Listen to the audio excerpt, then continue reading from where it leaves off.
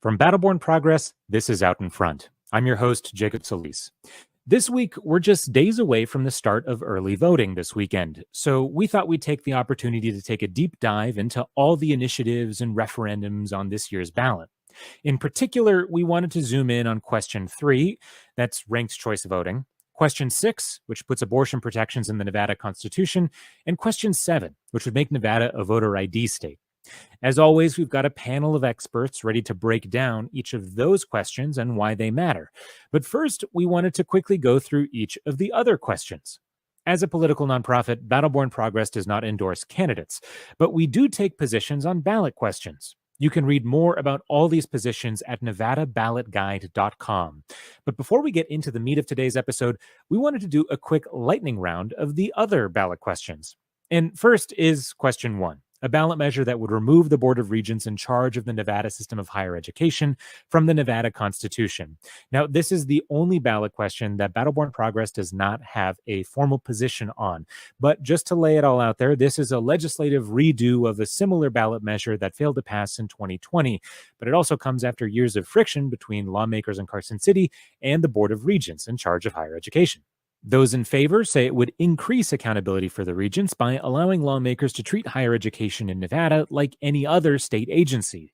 But opponents have warned that it could eventually open the door to appointing regents instead of electing them, or it could allow more political control of academic freedom or tenure policies in the future. Again, Battleborn Progress has not taken a position on question 1. Question 2, however, would remove antiquated and archaic language from the state constitution, and Battleborn Progress urges voters to vote yes on question 2. Similarly, question 4 would remove language authorizing the use of slavery as a criminal punishment. Removing this language from our constitution brings us closer to equality and removes language that, like question 2, is antiquated and archaic. Slavery and involuntary servitude have no place in our society, and Battleborn Progress urges voters to support question 4 so we can remove this language from our Constitution. Finally, for this little lightning round at least, question 5 would create a tax exemption on the sales tax of child and adult diapers. We urge voters to vote yes on this question as well, because it will make a small difference for many Nevadans who have to use child and adult diapers. As a reminder, if you want to read more about these ballot questions, you can visit nevadaballotguide.com to read our full explanations and see additional endorsements. But now it's time to dig a little bit deeper, and we're going to start with question 3. Question 3 would radically change Nevada's election systems, creating an open primary for federal and statewide races and what's called a Final 5 ranked choice general election, where the top 5 vote getters from that open primary are ranked 1 through 5 by the voters. If any candidate in that general election has more than 50% of the vote, they win automatically. But if no candidate has a majority, then the lowest vote getter is eliminated, and their second choice votes are redistributed and everything gets tallied again. This continues until a candidate breaks the 50% threshold and wins the election. Battleborn Progress strongly urges voters to vote no on question 3. And to get into why, I spoke first to Emily Persad Zamora, the executive director of Silver State Voices. Here's some of that interview now. Well, Emily, thanks so much for joining Out in Front. But I guess just to start, when we talk about question 3, I think the first thing we need to talk about is ranked choice voting, because certainly you're not going to hear about it in ads from the Yes on 3 side. But within that, I think it's worth examining why we're so critical of ranked choice voting and why we don't think it'll work like the Yes on 3 campaign says it would. So how would you explain ranked choice voting to the voting public? We'll put it that way. Yeah, thank you so much for having me. So I want the public to know that there are a variety of different ways that ranked choice voting can work. But the type of ranked choice voting that's specific to the state of Nevada under this ballot measure is that in your primary election, if this were to pass, the top 5 people of each particular race would move on to the general election. So I think that's something that voters really need to pay attention. You're not ranking in the primary. That's a lot of feedback that we've gotten from folks not really understanding that. The ranking happens in the general election. And so in the general, when you are voting, you would have to rank in each race your top 5 people. I know the Yes campaign says not necessarily, you don't have to do that if you don't want to, but the reality is, to ensure that we are having effective elections and for ranked choice to really work in the way that it's supposed to, voters should rank in each election. And so, say that I'm voting for my state assembly member, I would have to choose in each of those, of all of the candidates, who my top 5 candidates would be.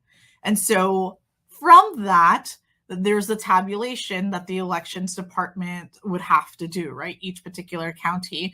And they are tabulating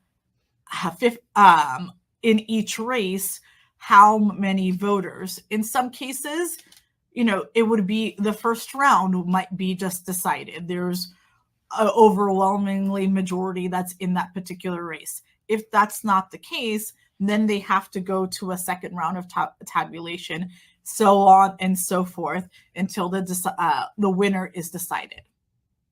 Yeah, and I think, you know what, it's probably worth digging into some of these elements and why they probably aren't working like people think they will. And the first thing I want to touch on is the actual ranking element. You mentioned that, for it to work, you need to rank all 5 candidates. And the reason for that, right, is it's something called ballot exhaustion, is I think the Yes. term of art, we'll call it. And that's essentially, like you say, if no one wins the election on the first go round, they have to tabulate successive rounds of second choices. Yes. Well, you only get your second choice counted if you ranked that person and they haven't been eliminated from the race, because they knock out the lowest vote getter each round. So Yes. if you only rank, let's put it this way, you don't rank the people at the top of the ballot, those highest vote getters, your vote no longer counts. It's been totally exhausted, and it's as if you never voted. Is that right? 100%. And I think that's the part that's really frustrating, because the Yes campaign has been creating this, overall narrative that, well, you can only vote for 1 or 2 people if you want to, but if you don't rank all 5, then there's the possibility that your ballot really is not going to count if your top 1 or 2 candidates don't make it to round 3. And we have a race that might actually be the case. And I don't know about you, but we've seen a lot of races in Nevada that are close without ranked choice voting. And there is the possibility that may continue to be the case with ranked choice voting. Right. I think something we've heard the Yes on 3 campaign say is that this will make elections more civil, campaigns more civil, because people have to reach across the aisle to get more votes. But we've seen in ranked choice elections across the country, because they do exist, we'll say the New York mayoral primary, that I believe was something like a 51-49 split by the time they finished 7 rounds of counting, by the way. Yes, that took Yeah. over 2 months to happen, as well. But that actually is not true. Like, I want voters to really think about, how is this actually going to be civil? You are now going to have 5 people that are going to be fighting for your vote, right? And in all of my time in campaigning, when races are that competitive and tight, it's not a pretty picture. Voters are already in this election tired of the ads that they're seeing on television or on their streaming, or the mailers that they're getting, or the text messages. Now you're going to be experiencing that for 5 people, 5 candidates in all of these races that are under ranked choice voting. The other aspect that I think about when I'm explaining this to voters is the Yes campaign always says that it's going to make it more accessible for people to win in campaigns that might not have as much of a chance. How is that the case? If you're running for Congress, that's already a race that you have to, if you want to be competitive, you have to do a lot of fundraising and campaigning to get your name out there. Now, against 4 other candidates, that's a lot more money that candidates are going to have to raise, and a lot more work in marketing and PR and campaigning to get their name out there, just to get their name and their platform across the voters. Yeah. One might speculate that the candidates most well positioned to succeed in an environment where you need more money might be candidates who have major party backing, but we'll see. I mean, these Go are all hypothetical. figure. Yeah. Well, all related to this, I think, we spent so much time just trying to explain the nitty gritty of how this works. And I think something we'll call it a theme here, right? Is that question 3 is confusing. It's not that voters can't understand it. It's that it requires explaining. And to that point, I wanted to ask about the sense we have of how much we think it might cost if it passed, because it would be in the Constitution. So the state would have to figure out how to make this work. How much would it cost to actually explain how this works to voters? Do we know? We don't know, because there hasn't been a state like Nevada that has implemented this across the board. There are only 2 states that have implemented ranked choice voting, and that's Maine and Alaska. They are states that are immensely different than the state of Nevada, demographically, geography wise. So there really isn't a real comparison. Voters need to remember that this is an unfunded mandate currently. The ballot initiative does not require the state of Nevada to give any funding to the Secretary of State or to the 17 counties to implement this system. And from all of my experience around election reforms, they are costly. And I really worry about some of our smaller rural counties. They don't have the budget. They're already struggling to be able to perform and administer elections the way that is currently in statute. If ranked choice voting were to happen, how is this going to affect these counties that they're already responsible for elections and other responsibilities, right? Like I think about Nye, I think about Esmeralda, Elko. Their county registrars have 2 or 3 jobs already. But to talk about question 3 and changing our elections means talking about election administration. And for that, I spoke to Carrie Dermick, Nevada State Director at All Voting is Local, to get some finer details about what tinkering with Nevada election procedures might actually look like.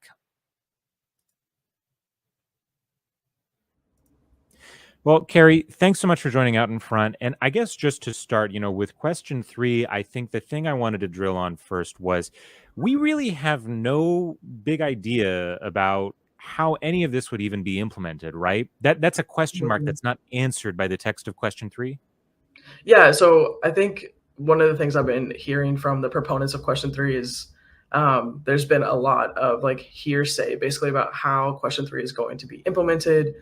Things like you don't have to participate in ranked choice voting if you don't want to, or other things like that. But the reality is we just have no idea how this is actually going to be implemented, because if it is to pass in November, then it would go to the legislator, and potentially we could actually go into a special session because of how complicated this is going to be to implement. And then really we're looking at a year of allowing like the counties and the state to actually implement it. And so I think it's going to be just like much more complicated than what the proponents are currently saying with implementation right now. Yeah. And when we talk about implementation, this could be everything from obviously figuring out how to even tell people who live in Nevada that, oh, yeah, we have ranked choice voting and here's how it works. But even to figuring out what the ballot looks like and frankly, how long those ballots are going to be, right?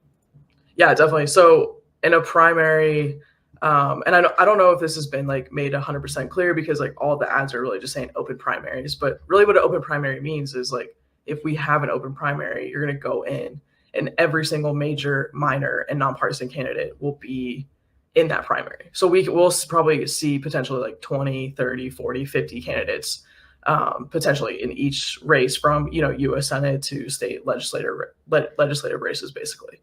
And then I think like once you get down to the general election, so then we have a top 5 system, but I think what's also not being talked about is like we'll have all of the ranked choice voting elections, but then you're also going to have all of your local elections that are not going to be within ranked choice voting. And then also like if it's a presidential year, that will also not be within ranked choice voting. So I think there's just going to be a lot of confusion about like what is going to be under the ranked choice voting system and what is not going to be, because sometimes like even in this year's presidential race, there are multiple candidates running, but they're not in the ranked choice voting system. And so how exactly is the education piece going to be? Well, you don't use ranked choice voting in this election, but you do in this election. I think it's just going to be very confusing. I think we have a giant hill of voter education to climb if this is to pass in November. And this is potentially going to cost the state and counties millions upon millions of dollars to educate voters. Yeah, and to look at that number a little more closely, because we're not just making this up, right? That this is going to cost millions of dollars.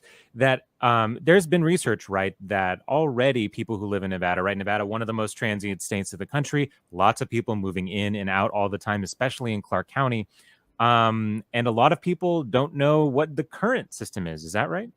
Yeah, so a Gwynn Center study came out a few weeks ago about and they specifically were honing in on question 3, and they found that only 35% of Nevadans currently understand our current election system. And so if we are to change over to an open primary ranked choice voting system in 2026, I feel strongly that not only is the implementation going to cost, $3.6 million, and that's a very conservative estimate, we're also going to have to see the counties and the state put millions of dollars into voter education. And then also, I think something we don't think about is like groups like Battle More Progress and groups like All Voters Local Action. Like we will also have to start spending more money on voter education and doing more events around ranked choice voting. And I think you could even say that's like somewhat unfair when we are on the no position for this. And I think that's like where I'm getting a little worried about basically with that. And then on the other cost side, we're going to talk about like the cost of paper, because our ballots could be anywhere from, I think, like 10 pages to 30 pages long with the amount of candidates that we're going to see on these ballots. So the cost of paper will go up. They'll have to retrain every single poll worker or election worker that comes in. So the cost of training is going to go up.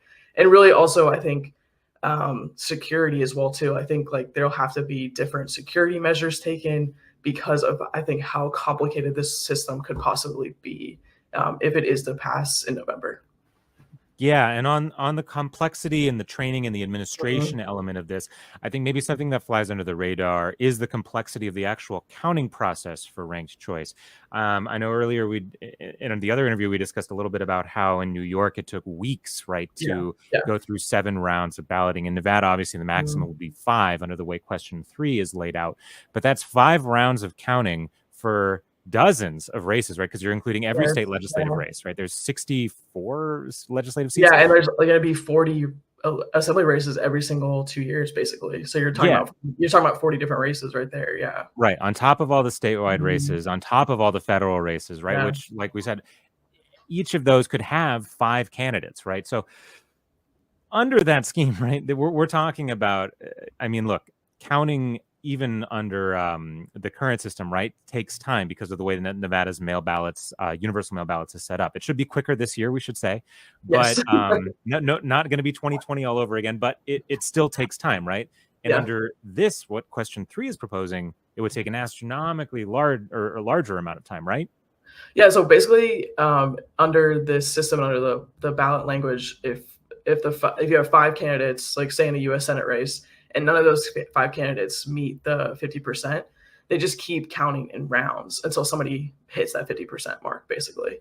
And so, yeah, there is a potential that even if no candidate hits 50%, we go through all 5 rounds. And so what happens if we go through all 5 rounds in every single legislative race and, all the constitutional races and, potentially governor and U.S. Senate? And so I think that is really the concern. And like there's like sort of a wonky deadline. It's called certification, and the state of Nevada has to certify elections by this year. It's by November 15th, but in 2026 it will be 10 days after the election. And so I think really my concern with this is like, are we going to be able to meet a certification deadline if every single one of those races has to go through 5 rounds of counting? And then, the state has to meet those deadlines. So what will happen? What will happen is they're going to have to hire hundreds, potentially thousands more election workers, and really, buy new machinery and things like that, basically to make sure that they hit that deadline, because the state just would be in very big trouble if they miss that deadline, and the counties as well. So I think there is a real piece here that we're missing, and that the proponents are not speaking about on purpose, basically, because there is a potential to miss that deadline. Yeah. Right. And it's one of those deadlines that you really cannot miss. Yeah. And the other element of this I did want to ask about, because obviously we live in an environment where elections are contentious, right? And we saw in 2020 what happens when one side doesn't want to accept the results of a free and fair election. And I wanted to ask the extent to which there's any concern that ranked choice voting and the way that specifically ranked choice is counted and the amount of time it takes to count could be impacted by the same kinds of baseless fraud allegations that we saw in 2020, we saw in 2022, that we're already seeing now, right, in 2024.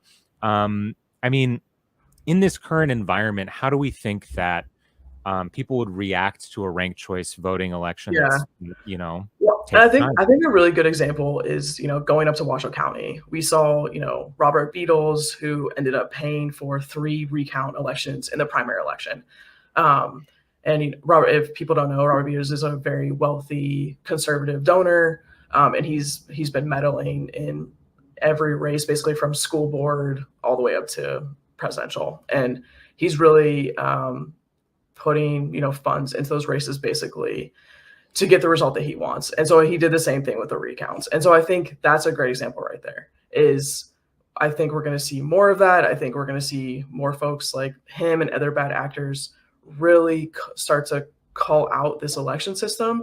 And I think that's what we really need to be clear about, is if this is the pass in November, it's going to be very, very hard to amend or to go back or to change, basically. It will take another 5 years to repeal it, plus millions of dollars in campaigning, I'm sure, on both sides. And so I think that's what people need to think about when they're voting for this. If there are problems, if there are issues with this and people end up not liking it, it's going to be very hard to reverse course, because this will be in our Constitution and it will have to go back through the same ballot measure that it did to pass. So I really encourage, voters to vote no on question 3, just because I don't really think we're thinking about all the ramifications of how complicated this is going to be to implement. And also, I don't think we're thinking about how voters potentially might not like this system and how hard it will be to reverse course. Next up, we wanted to zoom in on question 6, which creates the right to an abortion in the Nevada Constitution. Battleborn Progress urges voters to vote yes on question 6. And to find out more, we turn to Lindsay Harmon, Executive Director of Planned Parenthood Votes Nevada. Well, Lindsay, first, thanks so much for joining us. But I guess I just wanted to start, let's get right into it. I think a lot of people already know that there might be some existing level of protection in Nevada state law. And so they might be asking themselves, well, okay, what does question 6 do? So I just wanted to ask you, straight up, right? Why does it matter so much that people vote yes on question 6? Yeah, so there was a state referendum that protected abortion access in 1990 as part of an effort to codify abortion protections in state law. This effort actually puts it in the state constitution. And that's important for a couple of reasons, right? One, this belongs in the Constitution. It's about your right to make decisions about your own body. And that is a personal right and should absolutely be in the Constitution. And second, because it doubles down on those protections. So while we have statutory protections, putting it in the Constitution makes it even harder to change, which would require a vote of two votes of the people instead of just one, which is what would change a referendum. So we're essentially just doubling down on those protections we have in the state. Gotcha. And to be clear, so because this is putting it in the Constitution, that is a higher bar to even get it there in the first place, right? So this would be the first vote to do that? Yeah, so it would have to pass in 2024 and then again in 2026. Gotcha. So from that point of view, I guess, when we're talking about like, okay, it's harder, I guess let's put it this way. Say in a national environment, there is a wider push to see some kind of national ban, right? We've seen politicians dance around this topic, but we know it's what the anti-abortion extremists want ultimately. Otherwise, they wouldn't have gotten rid of Roe in the first place. Let's put it that way. So in that environment, how would you contextualize Nevada's existing protections, and how would any of that change under Question 6? Yeah, so I think it's important that we don't take anything for granted in a post-ops world. We were told things like this were completely unnecessary when Brett Kavanaugh was confirmed, when Amy Coney Barrett was confirmed, and now we're in a position where we have to deal with this because they have overturned Roe. If it were an issue about states' rights, then they wouldn't be trying to prosecute people who are transferring across state lines. They wouldn't be so resistant to having these constitutional amendments that go before a vote of the people. So what I think the next iteration of this is certainly, and there have been commitments to this made in Project 2025 and through just by what the other elected officials on the other side in the GOP have said, is that we are facing down the barrel of a national abortion ban. And in this state, we want to do everything we can to protect abortion access, knowing that is, in the near future. What that will mean when a national abortion ban is passed or is brought to a vote, what that will mean for the individual states is still kind of up in the air because this is all new territory. But we as a state need to do everything proactively to make sure that it's as protected as possible so that we have the opportunity to litigate, to sue the national government, to do really whatever we can when that happens. So the threat of a national abortion ban is very real. We're seeing local bans happening in the states that are surrounding us, in Idaho, in Utah, in Arizona. All of those state bans dramatically impact the landscape in Nevada. So really it's about, kind of what can we do to be proactive and how can we make sure that abortion access is protected in a state that overwhelmingly supports it. Right. In essence, right, you talk about being proactive. The Nevadans rather do not want to be caught unawares if there is some kind of national ban, right? It is better to have these laws in place. So like you say, they could be challenged in court and so on. Absolutely. Everything you can do at this point. Gotcha. Well, that all makes sense. And actually, what I wanted to turn to is to talk a little bit about the opposition and dig into what they've been saying about Question 6, because frankly, a lot of it is wild, but I think it's worth digging into exactly why some of these claims are so absurd, frankly. So just to start, here's something that people have probably heard, right? If you watch any debate with a Republican in it, they might bring up late-term abortions, right? This idea that it was Donald Trump who said that it's up to the moment of birth, right? And This is a talking point that we hear a lot. Can you contextualize what's going on there?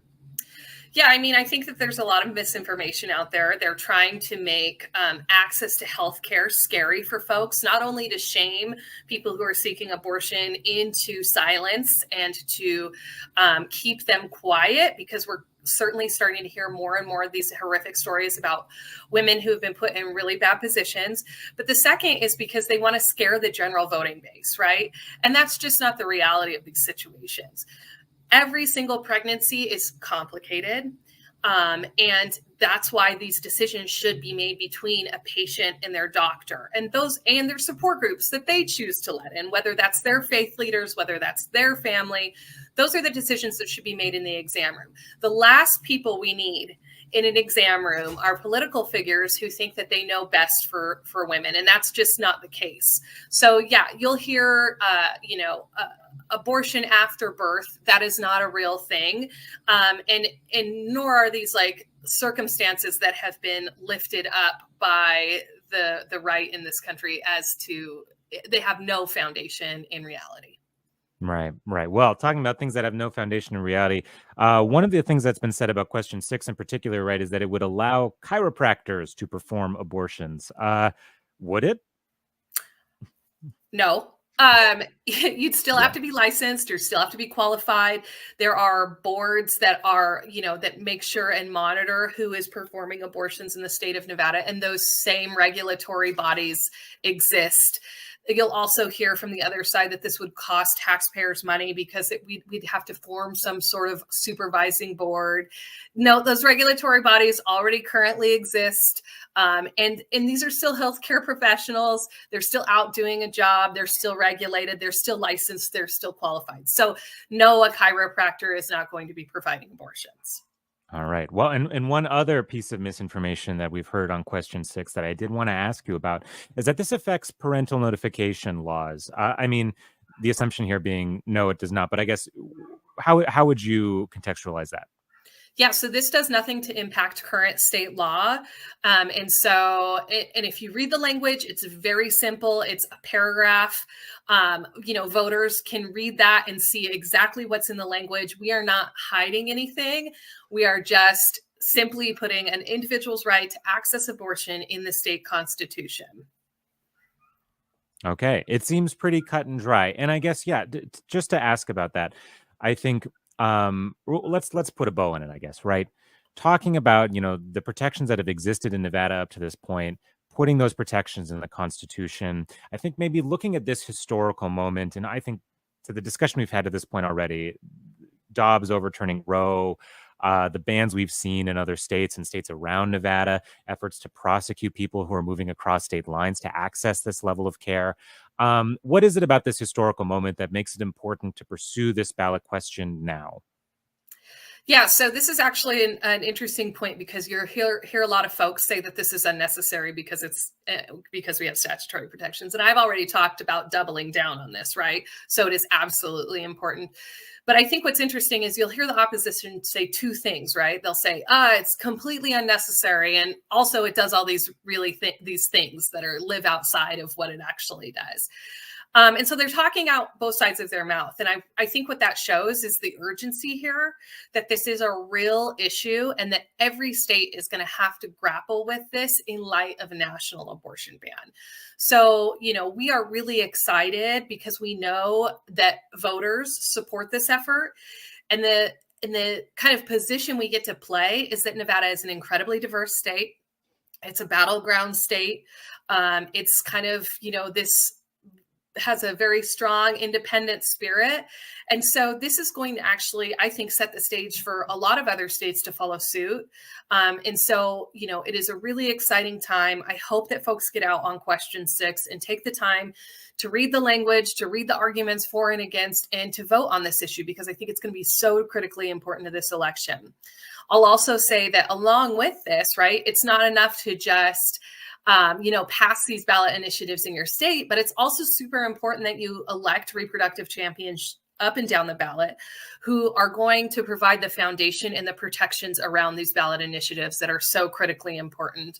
When you think about, for example, the threat of a national abortion ban, if we have a constitutional right to abortion access in our state and we have the threat of a national abortion ban, then it's incredibly important that we elect an attorney general who is on our side on this issue. So all of those things matter. And I encourage voters to look at who stands behind this ballot initiative as much as they look at the ballot initiative itself.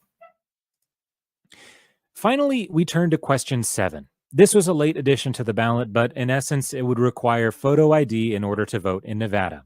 We urge voters to vote no on question 7. And to help explain why, here's more from our interview with Carrie Dermick, Nevada State Director at All Voting is Local.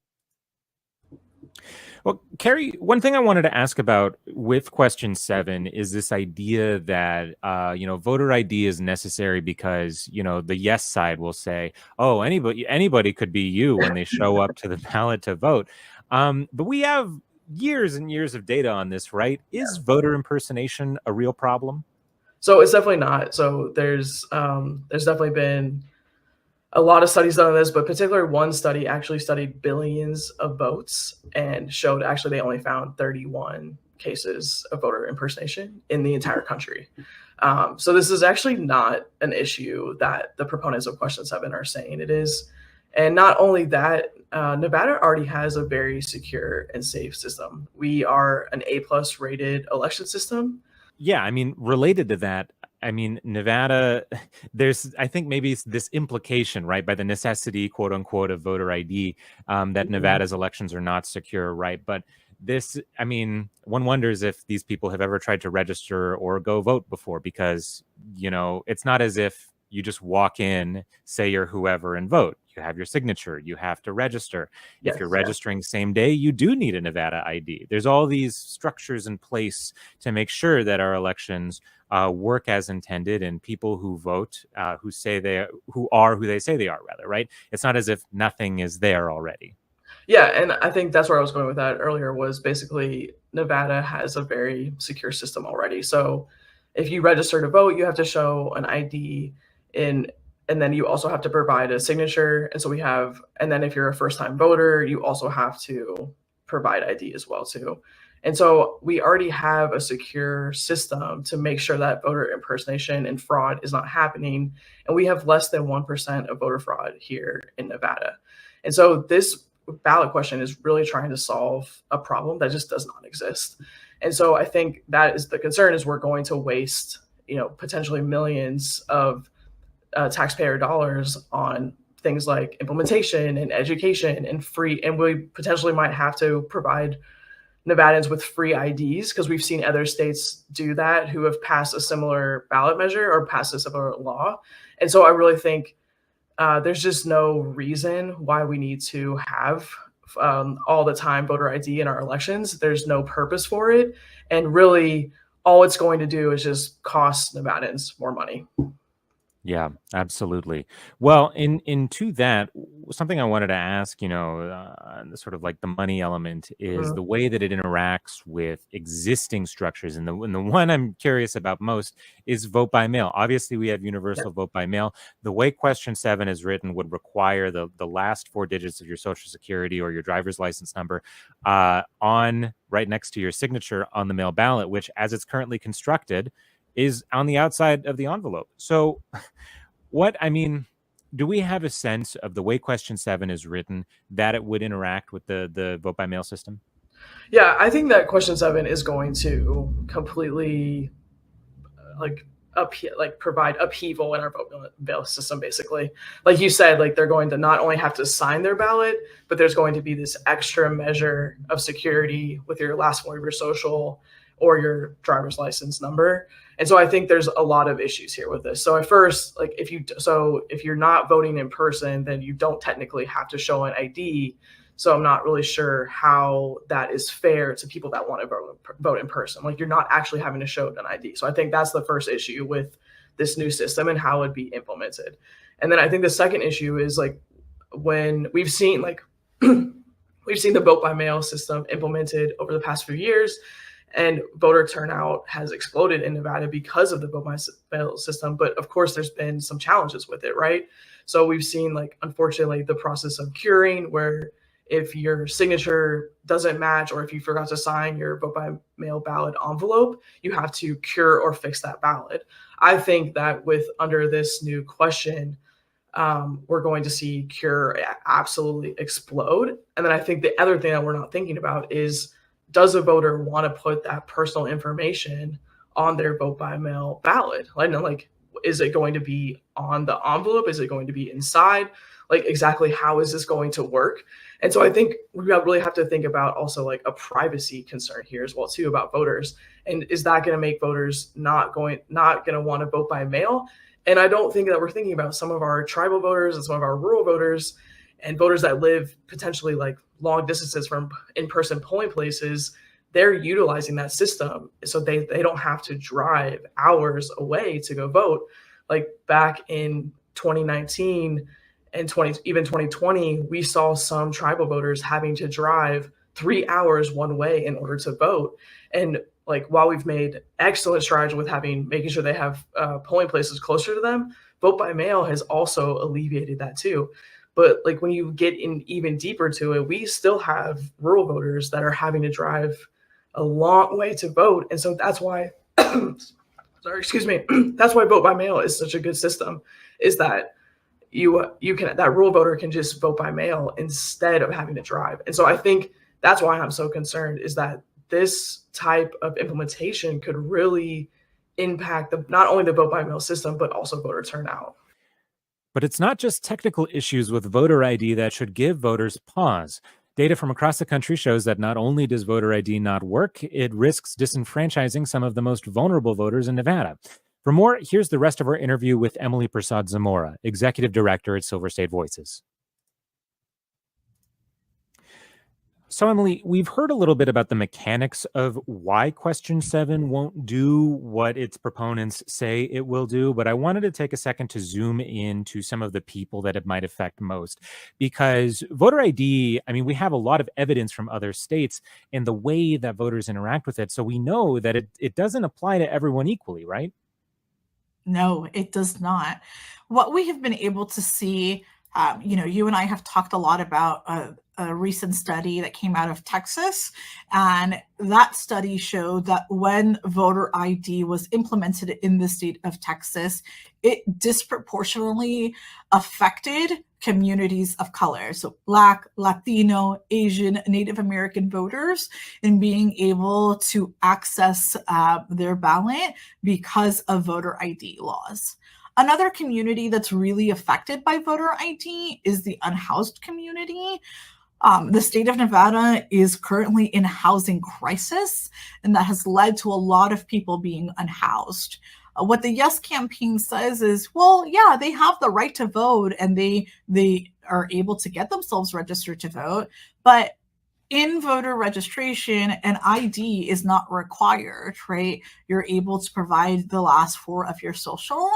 And so what we have seen through our research is that because folks who are unhoused may not have immediate access to their documents, their birth certificate, their social security, it is a barrier for them often to go to the Department of Motor Vehicles and ask for an ID because they don't have them readily available. Absolutely. And that's something I wanted to ask about too, is the literal physical act of getting an ID can become a burden if you don't already have one. And so I wanted to ask, because I think a lot of the times you'll hear proponents of Question 7, well, they'll say, well, you need an ID to buy alcohol. This is why shouldn't you use an ID to vote? But voting is a constitutional right. And so how do we contextualize that constitutional right in this context? When people say we need voter ID, why is it that we're talking about a different thing here, buying liquor, going to vote? I guess it sounds silly to even say that out loud, but why are those two things different? Literally because it is a constitutional right. The Constitution of the United States of America, the beautiful country that we live in, protects our ability to vote. If you were a United States citizen and you are 18 years of age, you have the right afforded by our Constitution to vote. You don't have the right to vote. Our Constitution only indicates that you can drink alcohol at a certain age. That's it. And when we are talking about our most basic civil liberties, we should not be putting barriers for folks to be able to cast their ballot.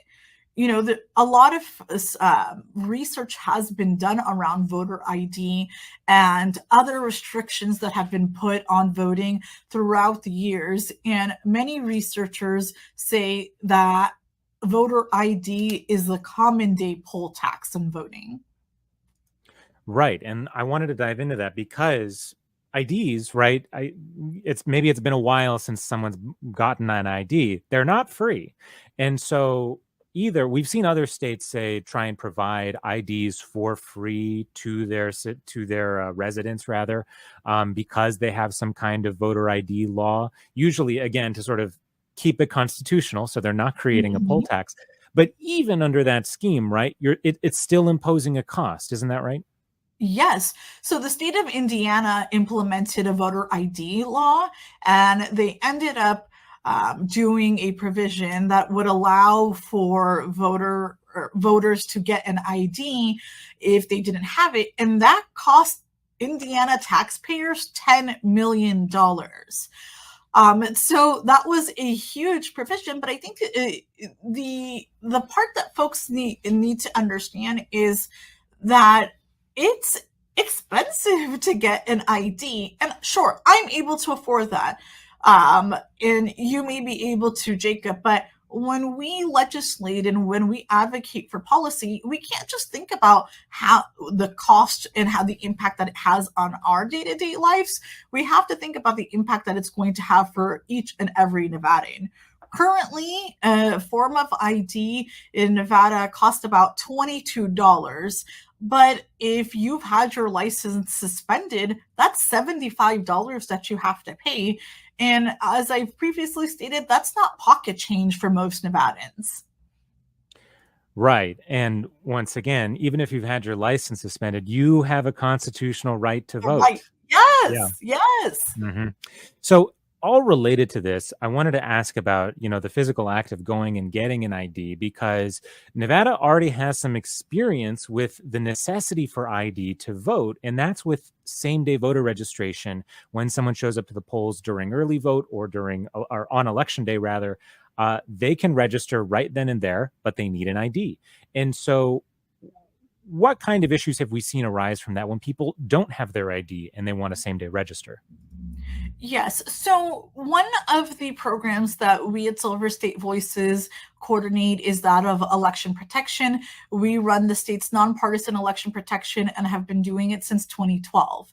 And in the 2020 election was the first election where we were able to have same-day voter registration in the state of Nevada.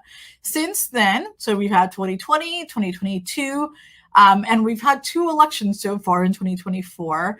Same-day voter registration is the topic that we get the most questions and issues with in our election protection program. And issues not because it's not working, but people don't know that you have to have a Nevada ID in order to participate. And with that, Nevada is one of the most transient states, Las Vegas specifically, and Reno. And the move rate usually goes back and forth between 20, 21, 22%. And we have folks that are moving, whether it's just here from city to city, and they don't know that they have to make a change and go to the Department of Motor Vehicles to get an updated ID. We see that happening, and what's really frustrating is that although the Department of Motor Vehicles is a great governmental department, their access is not there all the time. We have seen many voters be able to go to the DMV and they're not able to get an appointment in time. And then if they're not able to get their ID, then they're not able to do same-day voter registration. If voter ID were to be implemented, there is nothing in the ballot measure language that indicates that the Department of Motor Vehicles would have to be opened extended hours. That would ultimately be up to the governor and to the legislature. And honestly, we really can't implement something like this without knowing that those provisions will go into play. Yeah. And once again, talking about some of those hidden costs, right? Like say, okay, let's keep the DMV open for extra hours. Again, just we're going to magically do it at no cost to the taxpayers, as if the DMV is not a government organization with employees who need to be paid for their time Yes. fairly. So I guess with all of that, we've had this conversation. We talked about it a little bit earlier in the other interview, but, we say all this and, there's almost 36 other states that have implemented some form of voter ID, and there has been statistically almost zero change in voter fraud because voter fraud is so vanishingly rare. So why are we having this conversation in the first place?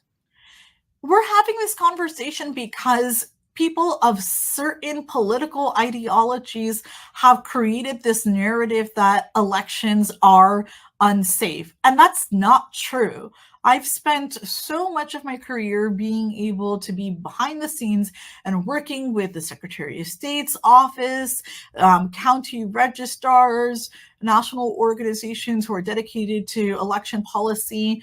And I've been able to see it for my own eyes that our elections are safe, they are secure. There are so many protocols and procedures that are put into play to ensure that we have safe elections.